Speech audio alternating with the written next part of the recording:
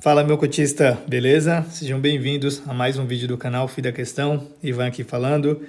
E hoje bora bater um papo aí sobre o CAFOF, o FOF aí da Kinea, né?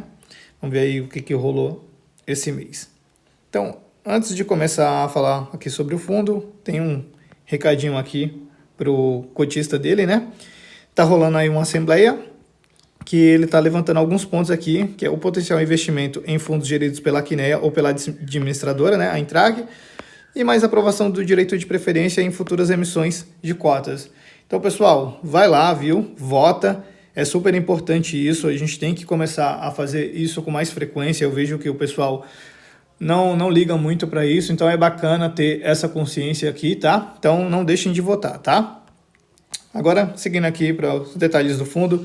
Então a gente vê um fundo aí com um PL de 620 milhões, taxa de administração aí de 0,92 ao ano, tem taxa de performance, cota patrimonial aí em 88,02, cota mercado 82,95, tem um levezinho desconto aí, a renda mensal aí tá pegando 75 centavos, volume médio negociado de 19 milhões por mês, né? O que dá aí quase 1 milhão por dia. Início do fundo aí, fundo de 2018. Então aqui ele fala um pouquinho da cota, né? Que teve uma alta patrimonial de 1,54%. Então aqui ele fala, né, que a cota do patrimonial do CAFOF variou de 87,34 no final de abril para 88,02 no final de maio, resultando em um desconto de 5,5 da cota de mercado em relação ao valor patrimonial. Então aqui a gente já vê o desconto que está aqui, né? Que é a parte macroeconômica. Então assim, mais do que a gente já viu, né? Como esse aqui, ele é um fundo que solta o relatório dele já para o próprio mês aí, né? A gente consegue falar um pouco mais. Não tá igual os fundos da Pátria, que a parte macro veio comentários de abril, sendo que a gente já está em junho. Então, assim, foi coisa que já passou, né? Aqui ele já pega coisas mais atuais, né? Então, aqui a gente vê o que vem influenciando aí. Aquela negociação lá entre China e Estados Unidos das tarifas, que foi reduzida aí por 90 dias. Aqui, do Brasil, que implementou o aumento do IOF. E aqui ele fala várias questões aqui de impactos sobre isso. Ainda ele fala aqui da situação brasileira, que permanece complicada, tanto pelo nível atual da dívida bruta, quanto pela trajetória projetada para os próximos anos. Então, assim, ele está bem descrente aí. Inclusive, até acho que foi a Moody's, se eu não me engano, ela rebaixou a nota do Brasil, né? Então, aqui a gente vê a variação que deu aí do IFIX no mês e no ano, né? Então, no mês, o que subiu bastante aí foi o agro, puxado aí por multi-estratégia, agências, CRI, escritórios, FOPs. A única coisa negativa aqui no mês foi fundo híbrido. O restante ficou tudo aí no positivo, né?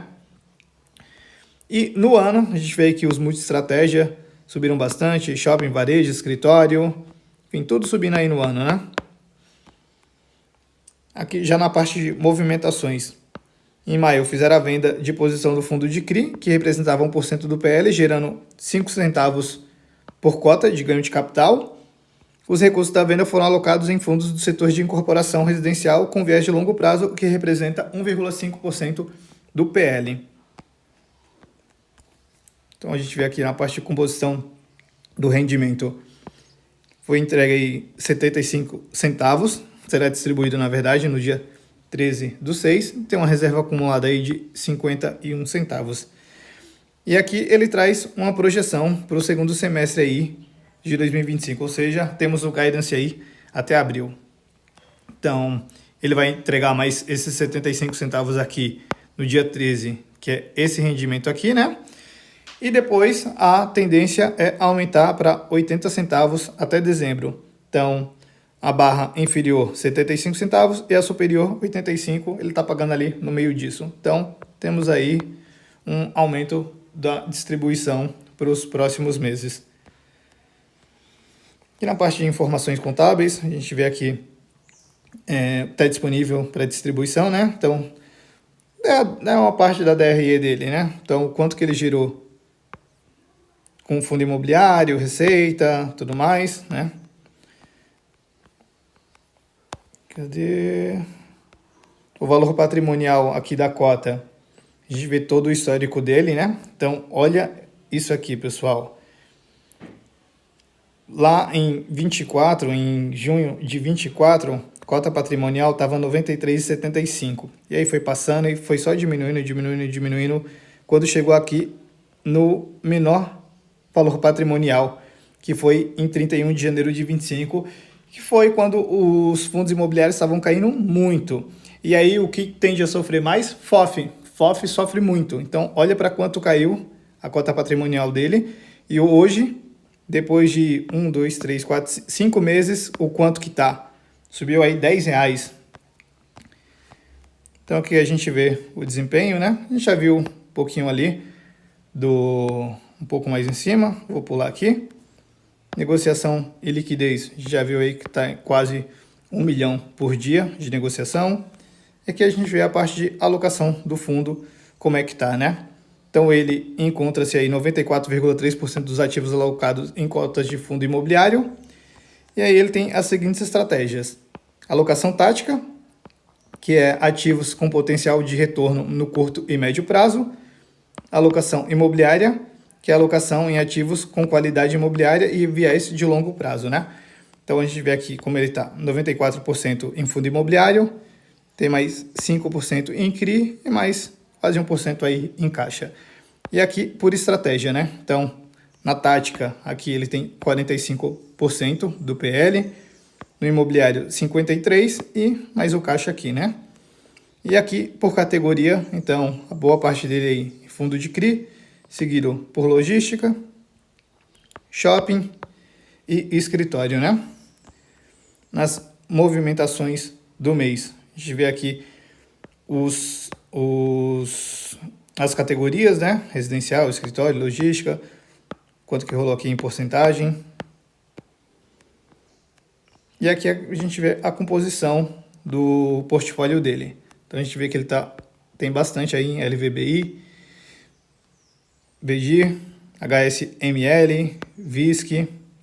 Aqui, ó, eu vejo ativos bons, sabe? Apesar de não gostar muito de Valora, o VG é um bom fundo. Temos aí o LVBI, HSML, VISC. Também eu gosto de VISC. O Bresco. Tem poucos aqui que eu não gosto. Então, ó, CPTS, não gosto de CPTS. Deixa eu ver aqui. BRCR também não gosto. Enfim, se a gente for dar uma olhadinha aqui fundo por fundo, a gente vai ver aí que tem bastante fundo aí fundo muito bom, né? Ao contrário desse camarada aqui CPTS que só tem fundo da casa. Aqui a gente vê uma análise de upside, né? Então tem 26% aí, né? Que é o famoso duplo desconto. Então a gente vê aqui como que tá a cotação a mercado, né? Para chegar no patrimonial do CAFOF seria em 88,02 centavos, então tem um desconto aí de 5,5. E para chegar no patrimonial de todos os fundos aqui que estão na carteira dele, né? Precisaria subir mais 20%. Então, assim, tem coisas aqui que a gente vê que está muito descontado que esquece que não vai chegar nisso. Então, CPTS, BRCR, o LVBI está bastante descontado, mas eu vejo potencial para chegar lá na cota patrimonial dele. VISC também é a mesma coisa, mas tem uns aqui que você, assim, dê como perdido. E aqui o resumo do CRI que ele tem, né? Que é um CRI da Even, que é 4,9% do PL, uma taxa de CDI mais 2,55. E é isso, pessoal. Não tem muito mais o que falar não aqui do CAFOF. Então é um bom fundo, é um bom FOF, um dos melhores aí do mercado também. Eu gosto bastante aí do RINV, do CAFOF, do BCIA e do HGFF, né? Para mim são bons FOFs aí, que tem uma carteira muito boa. E é isso, pessoal. Espero que vocês tenham gostado do vídeo, tá? Se ficou qualquer dúvida, pode deixar aqui nos comentários.